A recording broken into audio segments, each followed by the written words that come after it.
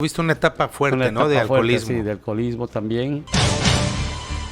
Todos esos vicios, al final de cuentas, te cobran factura. ¿Te tuvieron que cortar un dedo? ¿Sí? Sentía miedo, sentía terror. Perdí el conocimiento y rodé las escaleras del reclusorio. Primero fuiste camarógrafo de Canal 9. Camarógrafo, sí, yo empecé de abajo. Los pies ya está inservible, ya vamos a tener que cortar.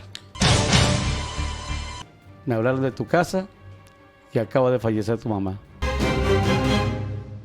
Hoy en Vidas al Límite tengo a uno de los mejores cronistas deportivos del estado de Tabasco, que ha hecho historia en la comunicación y que también nos viene a compartir su vida, precisamente en Vidas al Límite. Rosalino Ramírez. ¿Cómo estás, Rosalino? Bienvenido al estudio. Hola, ¿qué tal, Luis? Un placer saludarte en este encuentro, ¿no? Después de muchos años, me da mucho gusto saludarte, Luis. A mí también, amigo, sobre todo porque queremos conocer, además de tu gran trayectoria, conocer a la persona y a las enormes dificultades que, como todos, pues también te ha tocado enfrentarte. Entre ellas, un problema grave de salud que es la diabetes y todo lo que sucedió. Pero antes de tocar ese tema tan sensible, me gustaría hacer una recopilación para que la gente conozca quién es Rosalino Ramírez desde hace tantos años, originario de dónde, cómo llegas aquí a integrarte a los medios. Venías de Veracruz. Sí, efectivamente, Luis, pues sí, es una historia bastante interesante, ¿no? Yo soy de Veracruz, de un pueblo llamado San Juan Evangelista, Veracruz, ubicado en la cuenca del Papaloapan. Estudié la carrera de Ciencias y Técnicas de la Comunicación y por azar del destino, pues recibí un llamado aquí del estado de Tabasco para... Pero antes de que me digas esa parte, ¿alguien se dedicaba a la comunicación en tu familia, No, tu nadie. papá, tu mamá? No, ¿A qué se dedicaban no, ellos? No, prácticamente no. Mi papá era versador y jaranero allá en Veracruz. Ah, mira. Llevaba la música por dentro y hablando literalmente, ¿no? Uh-huh. Yo quise ser músico y anduve en grupos musicales, pero pues no se me dio la música y lo que me dijeron, ¿sabes qué? Pues estudié comunicación sin saber que pues aquí iba a fomentar mi futuro, ¿no? En cuanto a mi carrera que yo quería. Y ahora, pues, los medios de comunicación es mi pasión, el micrófono es mi pasión, el hecho de ser cronista de todos los eventos deportivos me despierta mucha intensidad, mucha adrenalina. Claro. Y yo creo que lo vivo intensamente, Luis. Claro, por supuesto. Antes de que hablemos de cómo llegas a los medios, termíname de platicar, Rosalino, pues la gente que te rodeaba, tu entorno familiar, cuántos hermanos, cómo fue tu crecimiento. Sí, fíjate que fue una familia muy unida, obviamente que una familia humilde, sencilla, integrada por 6 hermanos, de los cuales ya mis padres ya murieron, mi hermano mayor ya falleció, pero sí fue una familia muy armónica, donde me enseñaron los valores, ¿no? que actualmente pues fomento también entre mis hijos, que es los valores de disciplina, responsabilidad y sobre todo de mucho trabajo, ¿no? Yo creo que eso me ha ayudado mucho y yo agradezco a mi familia, a mis padres, el que me hayan dado precisamente todos esos valores, ¿no? Claro. de que ahora pongo en práctica día a día y como dicen por ahí, la vida te da, la vida te quita, pero también te da enseñanzas, Luis. Claro. Bueno, ahora sí, ¿cómo llegas a Tabasco? Porque un veracruzano y de pronto haces su vida en Tabasco, ¿no? Probaste el pozol y te casaste con una mujer choca y ya no te fuiste. Sí, por mucho que me dijeron, ya no tomes pozol allá cuando vayas a Tabasco y fue lo primero que hice y aquí me quedé, ya soy adoptado aquí en Tabasco y me da mucho gusto vivir. Bueno, la cuestión es que yo fui a México, todavía no terminaba mi carrera, fui a México a hacer pruebas de camarógrafo de estudio en Televisa. Tuve una semana, me dijeron, estás aceptado, pero tienes que regresar a Veracruz para terminar tu carrera. Y cómo es los azares del destino, que terminando mi carrera, terminando mi ceremonia de graduación, llegó una invitación por parte de Tabasco, de la televisora local, para que viniera yo a trabajar, incorporarme también a la actividad laboral de Tabasco. Y entonces llegué, fíjate que llegué casi en el 99, llegué aquí, llegué y rápidamente me empecé a incorporar y empecé a trabajar aquí en el estado de Tabasco. Pero como camarógrafo. Bueno, como camarógrafo. ¿Llegas a qué medio? ¿Cuál es el primer medio al que llegas? El primer medio fue Canal 9, televisora del Sudeste. Bueno, fue el ahí primer nos medio. conocimos, pero yo te conocí ya siendo frente a cámaras. Entonces, primero fuiste camarógrafo de Canal 9. Sí, yo empecé de abajo. ¿Quién te jala? ¿Quién te trae a Canal 9? Bueno, Fernando Valdés, un gran amigo que sigue todavía vigente en los medios de comunicación. Otro pilar de la comunicación, a quien le mandamos la... también un saludo muy grande. Exactamente, un pilar de la comunicación. Cuando estaba don Jesús Taracena como director del Canal 9, me incorporo, empiezo a hacer mis pininos como reportero de los noticieros de la televisora. Y poco a poco pero escalando, espérame. Estabas como camarógrafo. ¿Cómo diste el salto de camarógrafo a reportero? Bueno, sí, ya digo, después, es interesante, ¿no? No, claro, por supuesto. Estuve ya una vez que yo traía ya los conocimientos de ser camarógrafo, me dice, oye, ¿por qué no te vas de reportero, no? Para que también ejerzas el periodismo. Y sí, efectivamente me dieron la oportunidad y empecé a trabajar, empecé a conocerle muchos compañeros. ¿Dejaste la cámara totalmente? Dejé la cámara. Y amigo, ¿ya ahí te daban doble sueldo o era por el mismo boleto? No, por el mismo sueldo. El mismo sueldo, sí. No, definitivamente era el mismo sueldo. Y pues yo lo hacía con mucho gusto porque a mí me gustaba mucho tener el contacto con la gente, ser parte también de la problemática de la sociedad tabasqueña. Y fue que ahí poco a poco me fui fui creciendo, poco a poco, fui creciendo. Luego me dieron la oportunidad de estar al frente del noticiero de Canal 9 y después pues fui conductor, ¿no? Estuve de noticias. Pero ya claro. Después don Antonio Reina, que también era parte del Canal 9, me dijo, oye, ¿y por qué no te avientas un segmento de información deportiva y lo vamos a patrocinar y todo? Y fue ahí cuando me dieron la oportunidad de tener 5 minutos de información deportiva, pero te juro, Luis, que esos 5 minutos para mí fueron eternos, ¿eh? Me temblaba la mano, me sudaba todo el cuerpo. Antes de esa parte que me digas, porque eso ya fue tu incursión en el deporte, fíjate qué privilegiado fuiste, porque estarás de acuerdo conmigo con que la comunicación, mientras más práctica, es mejor. Claro. Y fuiste privilegiado porque pudiste explotar diferentes matices de la comunicación en la práctica. Y yo creo que son oportunidades que, al menos en ese tiempo, los jóvenes buscaban mucho. Ahora ya cambió todo por las redes sociales y la tecnología. Pero en ese tiempo, quien tenía la oportunidad de estar frente a una cámara, tomar un micrófono, eran oportunidades de oro. Y tú supiste aprovechar todas y se te dieron solas, ¿no? Debe ser porque eras muy talentoso. No, y te voy a decir una cosa también, era muy difícil, como tú comentas, no había tecnología. Y eso era más complicado ejercer el periodismo. Claro. Porque para buscar una información tenías que andar en la calle todo el tiempo. Vamos a ilustrar a las nuevas generaciones. Andabas con tu libreta en la mano. Exactamente. Tu bolígrafo y tu cabecita y anotando todo lo que podías anotar, no había otra manera. Y pensando cuáles eran los temas que podrían ser interesantes para la sociedad. Exacto. Eso era lo principal que tenía. Siempre todos los días salías con esa mentalidad de ver cuáles eran los temas que podrían destacar en un noticiero. Buscar la nota o crear la nota, ¿no? Sí, yo recorría justamente todas las dependencias de gobierno, principalmente las de riesgo. Son reclusorio, seguridad pública, tránsito de Estado, Cruz Roja, y aparte siempre hacíamos guardia permanente en Palacio de Gobierno. Por cualquier funcionario, cuando se hacían las clásicas entrevistas de banquete, ahí empezó todo el panorama y eso pues te llenaba, ¿no? Te emocionaba y aparte lo ejercías con mucho gusto. Ahí empezó todo ese quehacer periodístico, empecé yo a madurar en ese aspecto y sobre todo adquirí mucha experiencia. ¿Hubo algún momento en el que no te hubiera salido bien una nota y que pues que te haya implicado hacer un esfuerzo adicional o que lo haya revisado? No sé si tenés algún jefe de redacción que te dijera, oye Rosalino, esto hay que mejorarlo, porque el ejercicio de redacción también es complicado desarrollarlo. No, y es la parte medular. Claro. Yo creo que cuando llegaba yo a la redacción llevaba yo 10, 15 o 12 notas en el día, que a veces la cabeza era una burbuja, que no podía definir realmente cuál era la esencia de la información y tenías que batallar, ¿no? Y escribías como te salía.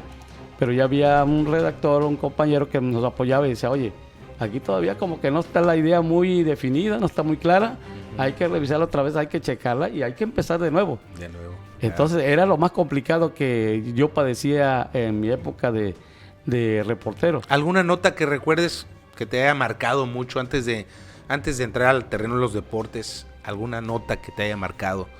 Pues fíjate, lo que me caracterizó a mí es de andar siempre una cámara y reporteando en la vida cotidiana. Tenía yo un compañero que era Álvaro Tolosa. Ah, Tolosita. Sí, Tolosita, no. los hermanos Tolosa. Ellos eran mi compañero eterno siempre de batalla. Grandes camarógrafos, reporteros gráficos. Y lo que yo me encontraba en la calle siempre eran enfrentamientos, eran balaceras, eran problemas de violencia, accidentes, que era lo que yo más odiaba. Porque realmente digo, no, es que no puedo estar yo ahí porque le llevo la mala vibra a mi casa, a mi familia. Pero ahí estaba yo siempre se me daba. Estuve en el reclusorio cuando hubo una balacera al interior y que acababa yo de hablar con el director del reclusorio y me dijo, todo es completamente tranquilidad. Ya iba yo en camino hacia la salida y me dicen, oye, me dice un custodio, oye, ¿qué te dijo? No, que todo está tranquilo. Vete allá abajo y ve lo que está pasando ahorita. Fui con la cámara encendida y al momento ya estaban unos reclusos de alta peligrosidad rompiendo una puerta y en cuestión de segundos rompieron una puerta metálica de seguridad, la rompieron los reos y se armó pues realmente una situación muy difícil, que hubo balazos. O sea, ¿ellos mismos sacaron pistolas o fueron los custodios? No, los custodios empezaron a tirar a hacer disparos al aire y otros a tirar gases lacrimógenos. Mientras tanto, los reos empezaron a tirar piedras, palos y todo. Incluso, fíjate, una anécdota que el gas lacrimógeno es un gas que lo aspiras y en un momento te fulmina, que se doblan las piernas y pierdes el conocimiento total. Yo me acuerdo que yo aspiré eso, me desmayé, no supe, perdí el conocimiento y rodé las escaleras del reclusorio. Y caí y que un reo llegó y me puso un trapo húmedo en la nariz y fue que yo recuperé el conocimiento. Y ya me fui rápidamente, subí con un trapo y se lo puse a mi compañero camarógrafo para protegerlo. ¿Era Tolosa? Tolosa, sí, para protegerlo del gas, porque también ya estaba teniendo problemas de respiración. Pero fue una situación, digo... ¿Y no les dio por salir corriendo? No, al contrario, fíjate que yo lo que queríamos es ver la situación del por qué se había generado esa situación, ¿no? A eso quería llegar, por eso te pregunté eso, ¿Sí? porque el reportero debe tener un espíritu intrépido. Intrépido, exactamente. Y son cosas que nos encontramos a diario. Y yo creo que ahí empecé yo a tener un poco más de el olfato periodístico, de ver las cosas como son. Pero repito, era muy difícil porque no había como ahora, ¿no? De que ya están la cuestión de las redes sociales y que en un momento ya se publica en los celulares. Ya hay programas que te hacen la redacción de la nota, amigo. Nada exactamente, más sí. le dices, hazme de esto y te la hacen. Y antes no, antes era ir a buscarlo, ¿no? Andar por todas las calles haciendo rondines. También me tocó otro enfrentamiento ahí de taxistas, de grupos que se peleaban el control del transporte aquí en Tabasco, y en la Deportiva hubo un enfrentamiento, hubo machetazos y todo, y ahí enfrente de la batalla ahí estábamos grabando, ¿no? Que incluso uno de ellos me amenazó con tirar un machetazo, pero entró otro rival y dijo, si tú le pegas yo te pego a ti. Entonces salió huyendo, ya con el mismo Tolosita pues tuvimos que respaldarnos. Pero digo, son cosas que a veces le cuento y que seguramente de los jóvenes que actualmente están estudiando una carrera y que quieren incursionar en esto, que son cuestiones muy difíciles. Sí. Pero que no es a veces como se pinta, de que a veces ya sales de egresado de la Facultad de Comunicación y ya vas a ser tal personaje, ¿no? Sino que tienes que picar piedra, tienes que batallar, tienes que tocar puertas y sobre todo empezar desde abajo. Claro, y foguearte en el campo de batalla. Un verdadero comunicador pues tiene que reportear, tiene que enfrentarse. Digo, no necesariamente te tienen que golpear, ¿verdad? Pero es parte del riesgo que tienes que sufrir. Exacto. O al menos desarrollar ese espíritu de aventura y que al mismo tiempo te permita crear una nota, aún con todas las emociones y situaciones por las que tengas que pasar, tener esa serenidad de poder llegar y redactar una nota adecuadamente, ¿no? Sí, y ahí vas aprendiendo, Luis, ahí vas aprendiendo y ya con el tiempo ya empiezas a tener ya una redacción más, más definida, una redacción más limpia, más concreta. Entonces yo creo que eso te enseña, ¿no? La misma vida te va enseñando las cosas y yo doy gracias a Dios de que pues, he tenido toda esa experiencia en el ámbito laboral, he tenido una experiencia de todo tipo y que eso me ha formado, tal y como soy ahora ya en estos tiempos. Hablando de experiencias, amigo, te decía yo hace un momento que ahorita vamos a hablar de tus logros también en el radio, de ese bonito homenaje que te acaban de realizar. Pero hay momentos dolorosos en la vida de todos, independientemente de lo de tu salud. Me decías que uno de los momentos más complicados fue cuando falleció tus papás y tu sobrina. Sí. ¿Puedes compartir un poquito de eso? Sí, fíjate que mi familia era una familia pues sencilla, ¿no? Muy unida. Nunca nos separábamos, todo en momentos, momentos importantes, siempre estábamos juntos. Pero sí me impactó mucho el fallecimiento de mi mamá.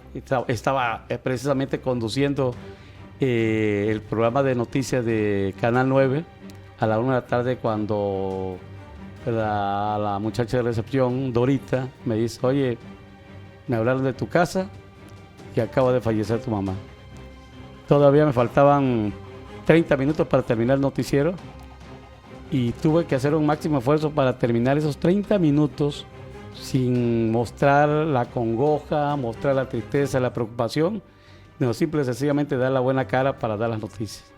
Pero una vez terminando el noticiero, viajé a Veracruz para ir a integrarme, ¿no?, con mi familia. ¿Y ya lo esperabas? ¿Tenía alguna enfermedad tu mamá Sí, o fue algo repentino? Ya esperábamos, ya estaba en sus últimos días, pero ya nosotros también teníamos conocimiento de su padecimiento. Digo, quizás eso te ayudó a tener cierta serenidad. Sí, claro, por supuesto. Porque si hubiera sido algo totalmente inesperado, no quiero pensar qué difícil hubiera sido controlar tu emoción. Y posteriormente, al poco tiempo, fallece mi papá, también otra situación muy complicada, que también pegó fuerte, y después falleció mi hermano mayor. Y mi hermano mayor falleció cuando yo estaba en la cobertura de un partido, cuando estaban los Lagartos de Tabasco jugando en el Estadio Olímpico a las 9 de la noche, cuando recibí una llamada de que había fallecido mi hermano mayor. Y en ese momento, empacar maletas y viajar al estado de Veracruz. ¿Terminaste el partido? Ahí sí ya no terminé el partido. Ya definitivamente ya no terminé el partido porque eran las 9 de la noche y tenía que hacer maleta para agarrar el primer autobús. ¿Y fue algo inesperado lo de tu hermano? Algo inesperado, sí, algo inesperado de mi hermano. Y luego lo más difícil, más triste también, que eso sí me pegó muy hondo, fue el fallecimiento de mi sobrina de 22 años que acababa de egresar de la carrera de Ingeniería Química, incluso había hecho su examen profesional en el cual estuve presente y lo pasó de una manera con altas calificaciones, una muchacha noble, sencilla, pero desafortunadamente tuvo un cáncer de colon. A los 22 años. A los 22 años y falleció. La única hija de mi hermana de en medio, de una de mis hermanas.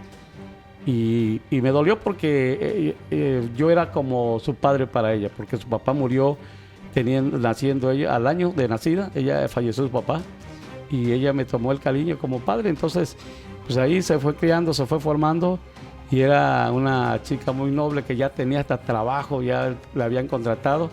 Y a los pocos tiempos falleció y pues a mí me tocó estar con ella en el último momento de que se despidió de todos y fue muy doloroso para mí, la verdad, fue muy doloroso, sobre todo también acompañar a mi hermana, que para ella fue un golpe terrible, un golpe fuerte, un golpe que pues se le pegó a toda la familia, pero que afortunadamente ya con la fe en Dios ya nos hemos recuperado y hemos salido avante en esta situación. Gracias por compartir esto tan personal, amigo, sí. Porque lo que te decía hace un rato, todos cargamos cruces. Aquel que diga que no carga cruces es porque es extraterrestre.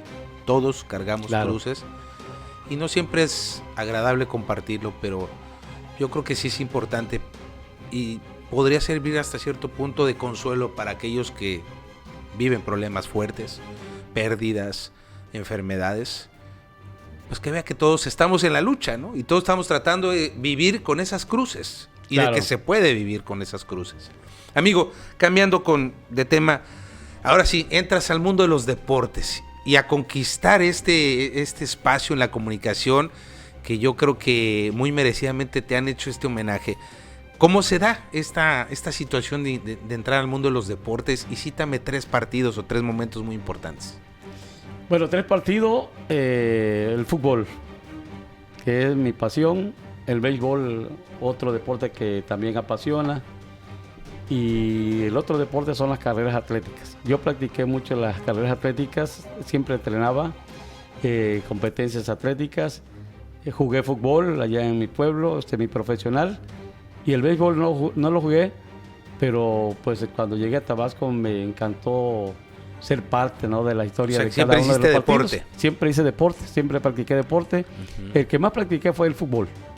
Y por las tardes solía yo correr en el puerto de Veracruz 10 kilómetros, 12 kilómetros diario. Era una meta que tenía yo, de correr de 5 a 7 de la noche. ¿Por qué? Porque te sentías bien, era algo para la salud. Y actualmente no me lo vas a preguntar, tengo 61 años, pero me dice, oye, pero no lo aparentas, sí, porque también, pues en mi vida fue desordenada, sí, lo acepto, fue desordenada, tuve algunas situaciones comprometidas, vicios y todo, pero también practiqué mucho deporte porque también el deporte te da salud, claro, y te da una vida sana. Y por eso me conservo, pero a partir de que llego yo al Canal 9, Luis, don Antonio Reino fue que me propuso tener 5 minutos, te decía, 5 minutos de tener un bloque de información deportiva, y patrocinado. Y me acuerdo que aquella vez que el patrocinador puso una cervecita, ¿no? Ahí en el escritorio, y recibí un montón de críticas, porque me dice, ¿cómo es posible que estás fomentando el deporte pero también estás fomentando el vicio? Claro. Sin embargo, siempre las marcas cerveceras han patrocinado los deportes. Exactamente. Es una contrariedad con la que hemos vivido todo el tiempo. Entonces, pues sí, fui criticado, pero a la vez también fui elogiado, porque me dice, no, pues está bien, la sección deportiva está muy bien. En aquella ocasión se llamaba Deportivísimo. Deportivísimo. De Canal 9. Y pues ahí empezó toda la historia. Y ya empecé a narrar carreras de atlética todos los domingos. Fui adquiriendo un poquito de popularidad, si se puede decir así, entre la gente runner, y después empecé ya a narrar fútbol con los Jaguares de Tabasco, cuando aquella ocasión era segunda división, que nada más había primera, segunda y tercera, y Jaguares traía una gama venía el hermano del abuelo Cruz, ¿te acuerdas? Y aquí estaba con Jaguares. Yo llegaba al estadio y siempre había un señor que trabajaba para un centro comercial, y pues siempre me decía, oye, nárrame el partido. Y ahí entre la flota que llegaba todos los sábados a ver los partidos, empezaba yo a narrar el partido de fútbol. Y ahí me empecé a crecer, ¿no? Ocupa un gran ejercicio mnemotécnico, mucha memoria de aprenderte nombres, lo que hace el cronista deportivo, ¿no? Sí. ¿Me equivoco? Sí. Yo creo que se aprenden los jugadores y todos, y hay que tenerlo en la punta de la lengua, ¿no? Sí, sobre todo hay que tener una agilidad mental.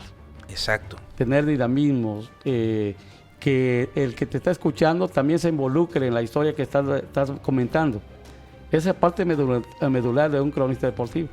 Tener también el conocimiento, que es otra parte importante, el conocimiento de la causa. Y yo creo que se conjugaba todo eso porque a muchos les gustaba, y también el tono de voz, porque hay que darle mucho énfasis. Entonces a la emoción, hay que transmitir esa emoción que se vive en el terreno de juego para la gente que te está escuchando. Yo creo que es la parte más bonita que hay, y que lo disfrutas, lo gozas y lo vives intensamente. Aparte ocupas mucho tu voz, como todos los locutores, conductores, comunicadores. ¿Hubo algún momento en el que, no sé, algún partido muy largo, por ejemplo, ya ves que los partidos de béisbol de pronto son muy largos, ¿no? O en algún momento que algún partido se haya extendido, o que hayas tenido que narrar muchos partidos y que tu voz se haya desgastado o que hayas quedado afónico?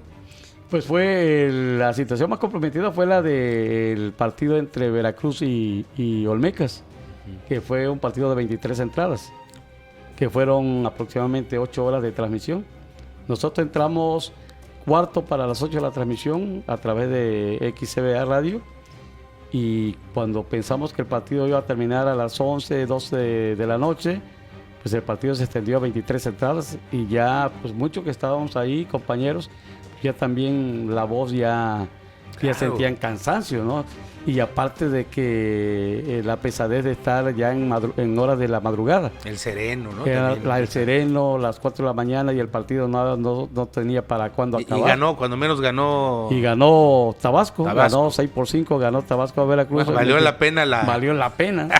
Y yo decía, bueno, pues yo de aquí ya no voy a mi casa, ya de aquí me voy a la radio porque tenía que entrar a las 7 de la mañana. Y recuerdo que en esa ocasión el jinete de la pradera me llama a las 5 de la mañana, oye, ¿cómo quedó el partido? Pues ya tuve que empezar también a describir, ¿no? Para todo el auditorio de ese programa, de Mi Rancho El Porvenir. Ya medio ronco, ¿no? Ya medio ronco, sí, cansado ya, por supuesto, cansado de ese partido, agotado, por supuestamente, físicamente y mentalmente, porque fue muy extenuante, ¿no? 23 entradas que no se dan en cualquier momento. Claro, entonces, claro. Parte de los antecedentes que te puedo comentar y que te puedo describir, ¿no? Un partido histórico. Y partido histórico también para el béisbol tabasqueño. ¿Y cómo cuidas o cómo has cuidado tu voz? Me decías que de pronto sí has tenido excesos, por ejemplo, tomar mucho frío, alcohol. ¿Nos puedes compartir un poquito de los excesos que has vivido? Sí, mira, yo tuve la oportunidad en Canal 9 nos dieron algunos cursos de actuación, cursos de dicción y sobre todo cómo cuidar tu voz, ¿no? Ya, hay muchos elementos o hay muchos, ¿cómo se puede decir? Herramientas para poder cuidar tu voz.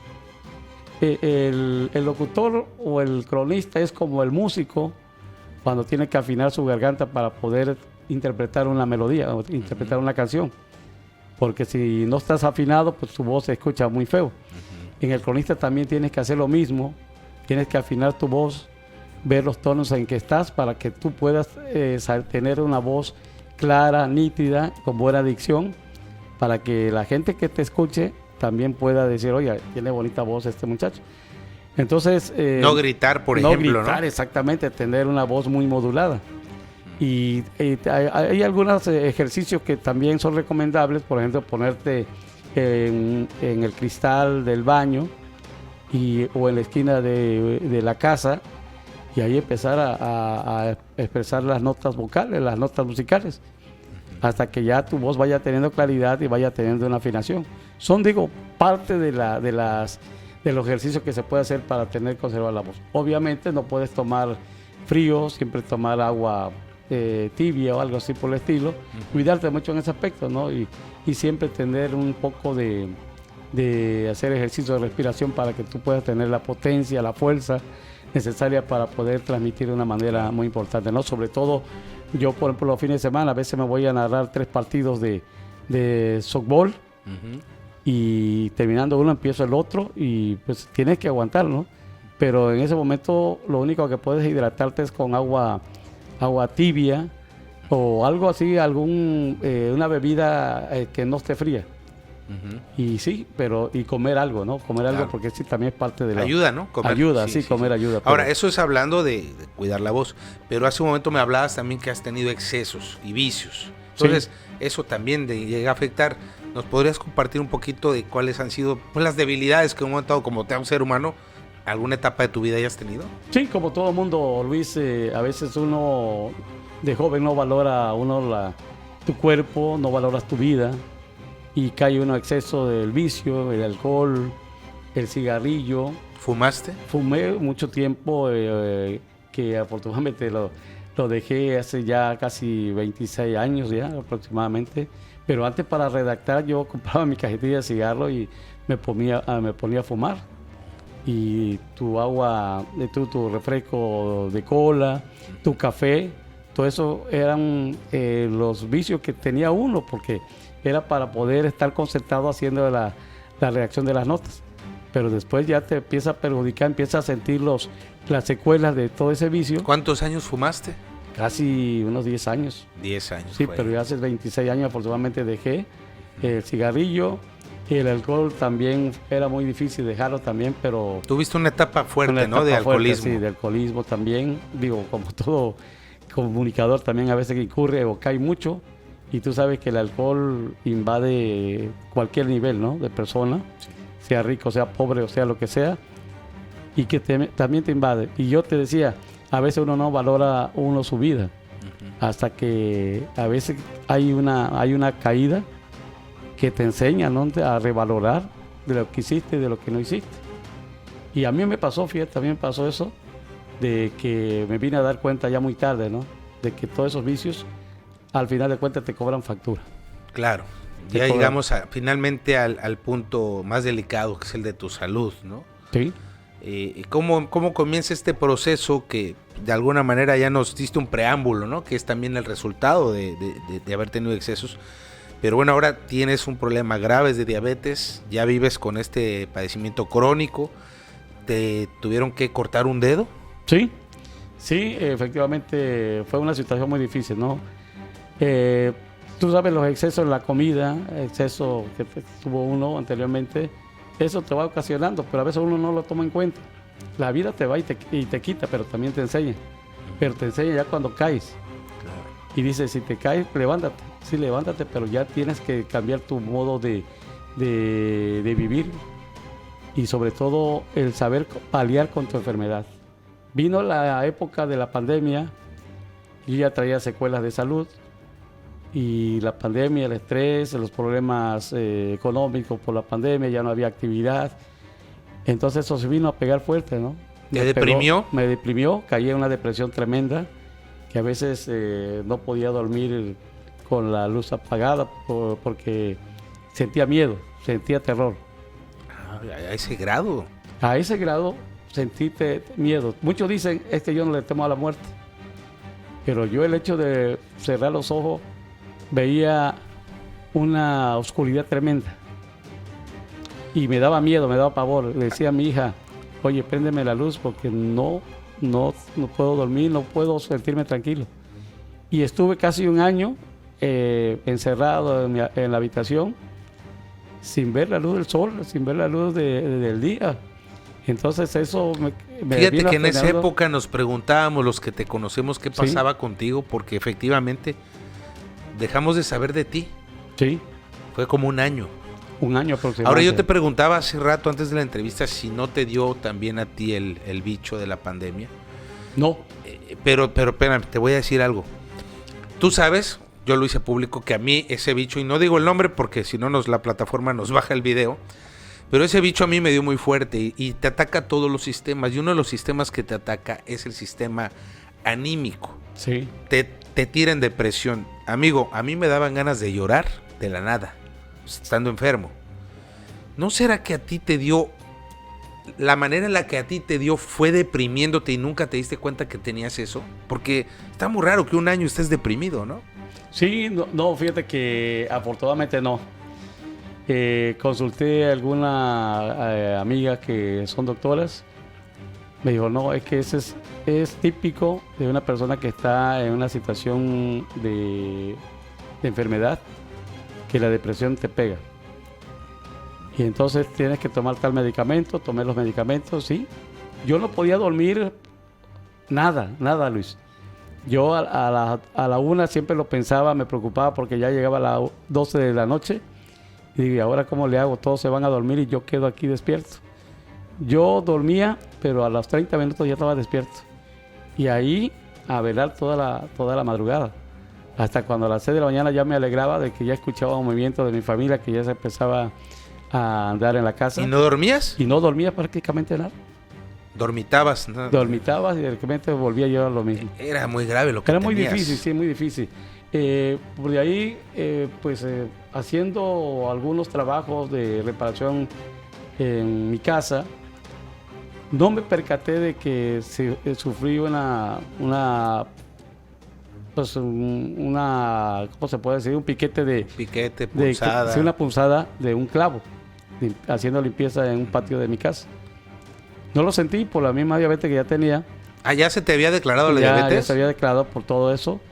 Y no lo sentí. Es que no nos dijiste el momento en que se te declaró. Nos quedamos que en la pandemia, pero la pandemia todavía no la tenías. Sí, ahí empezó ya a sentir los efectos de la diabetes. Ajá, hasta que te hiciste análisis y te dijo el doctor que ya eras diabético. Era diabético, sí.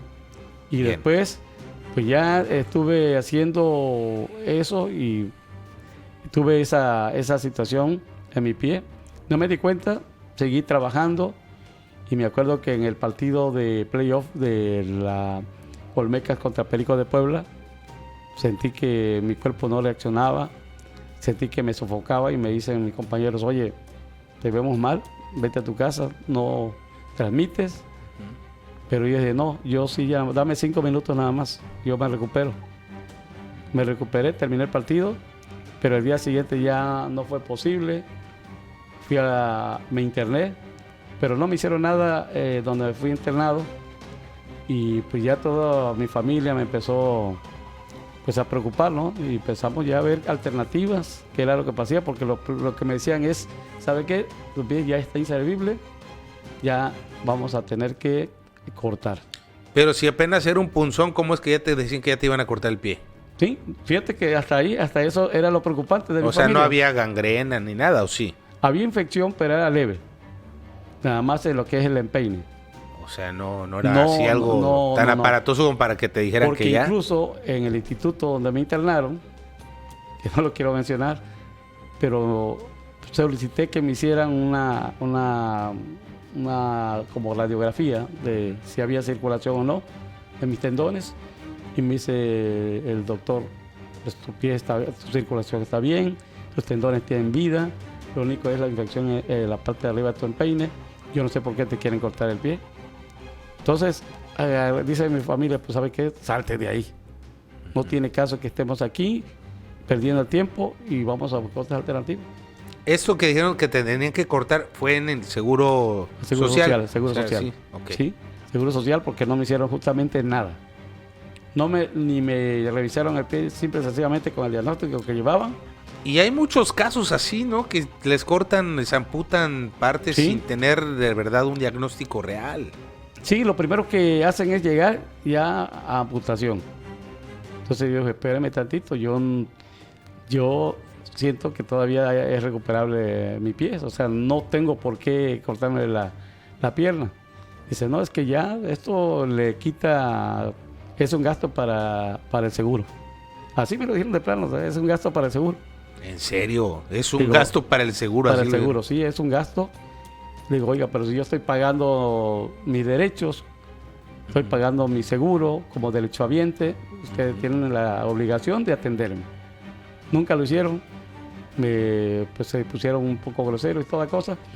Y un día, en la madrugada, mi esposa me apoyó y estuve cargándome, salí del hospital y afortunadamente encontramos una enfermera especialista en pie diabético y me dijo, no, yo te lo voy a curar. Y sí, tuve como unas 15 sesiones, 15 sesiones diarias. Con un tratamiento diferente. Un ¿Qué era? diferente. El tratamiento era de que te abrían la parte donde estaba afectada. Ajá. Y cuando te cae infección se llaman conejeras, que es una infección, es como cuando la hormiga hace su caminito, entonces la infección hace un caminito. Dice, aquí tienes 2 conejeras que te vamos a ir abriendo para llegar a la infección y limpiarte todo. Me abrieron poco a poco la parte del empeine y sí, efectivamente ya limpiaron todo lo que era la infección y ya dice, vamos a esperar ahora tu recuperación. Y sí, efectivamente ya después de esa...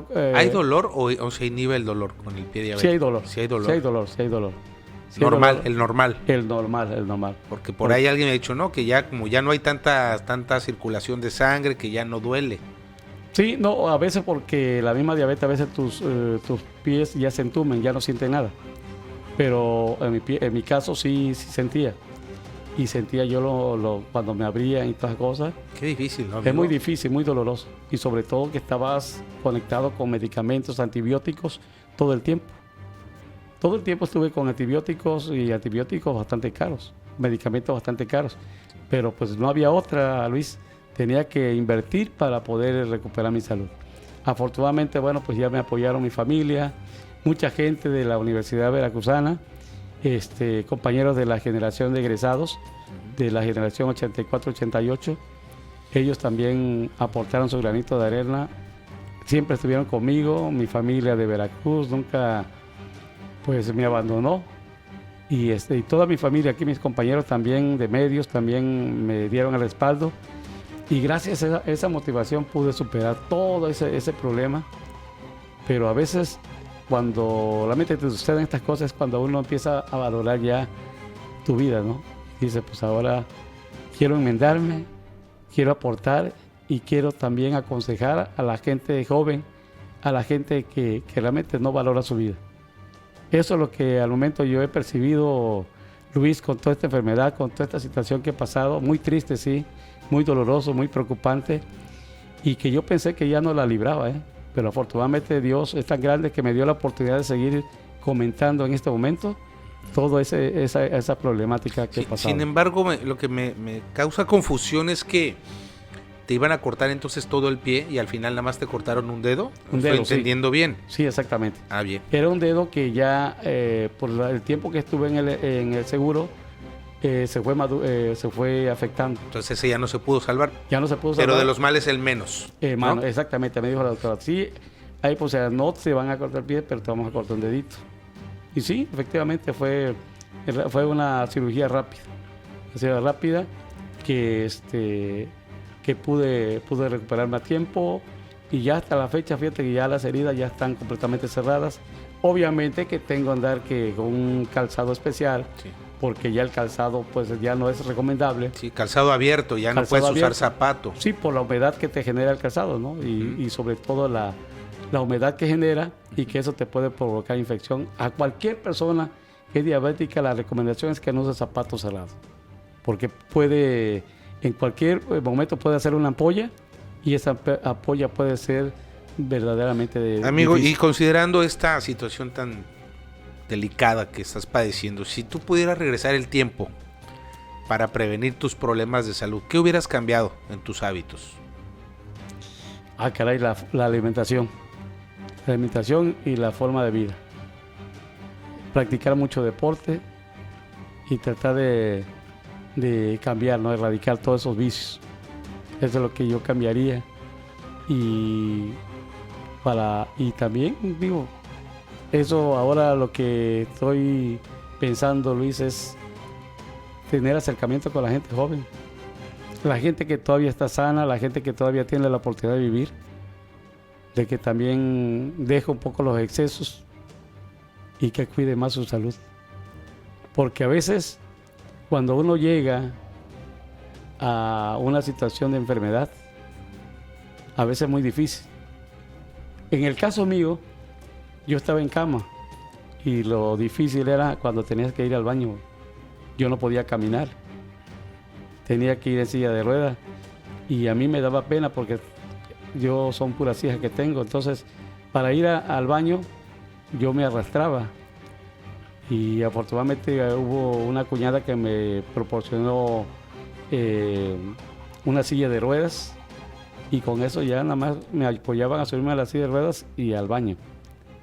Pero es muy difícil porque cuando llega a una situación no se lo deseo a nadie, la verdad. No se lo deseo a nadie y por lo tanto, digo, a la persona que la están viendo, yo le aconsejo de que cuide mucho su salud, cuide mucho su vida, valore su vida porque realmente es fundamental. Cuando uno llega a la vejez es cuando uno dice, si yo lo hubiera hecho, pero ya el hubiera no existe.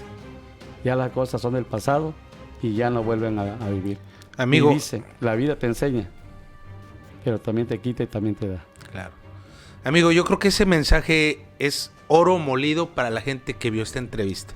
Sobre todo para aquellos que tienen ya niveles altos de glucosa o que llevan una vida sedentaria. Y te agradezco mucho que lo hayas compartido, porque sin duda va a ayudarle a alguien. Se va a llevar el mensaje, le vas a tocar una fibra, y eso es lo que buscamos en estas entrevistas. La verdad que fue una plática muy enriquecedora, y yo te quiero agradecer mucho haber estado conmigo, volverte a encontrar después de tantos años, llevamos, 30 años de conocernos, y que hayas compartido este momento tan bonito, tanto en tu trayectoria como cronista deportivo, como también lo personal. Gracias, amigo. No, pues gracias a ti, Luis, y gracias pues también por compartir todas estas historias tan bonitas, pero que también ayudan mucho sobre todo para que la gente valore, ¿no? Valora de que primero hay que tener en cuenta la humildad, la sencillez si quieres llegar al éxito. Tienes que tener el pundonor, la constancia, la responsabilidad y sobre todo mucho corazón para hacer las cosas que realmente merezcan. Claro. Y tenemos Rosalino Ramírez para rato. Amigo, yo me quiero despedir escuchándote una narración de un partido.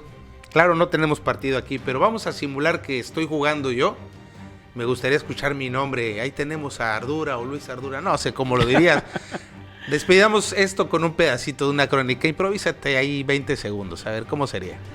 Bueno, pues estamos aquí disfrutando de este gran partido aquí en lo que es el fraccionamiento Nueva Imagen para disfrutar un emocionante encuentro y vamos a ver un protagonista en este partido, nada menos que este centro delantero que tiene mucha habilidad, que tiene mucha constancia y sobre todo mucha contundencia en el equipo de fútbol de Nueva Imagen, se llama Luis Ardura y Luis Ardura últimamente ha sido protagonista en varios encuentros, ha sido el goleador de este equipo y hoy lo vamos a ver en actividad, así que no se pierda la transmisión en vivo. Eso. Muy bien, muchas gracias. Me sentí deportista y eso que para el deporte soy una papa. Pero muchas gracias. Amigo, dame la mano.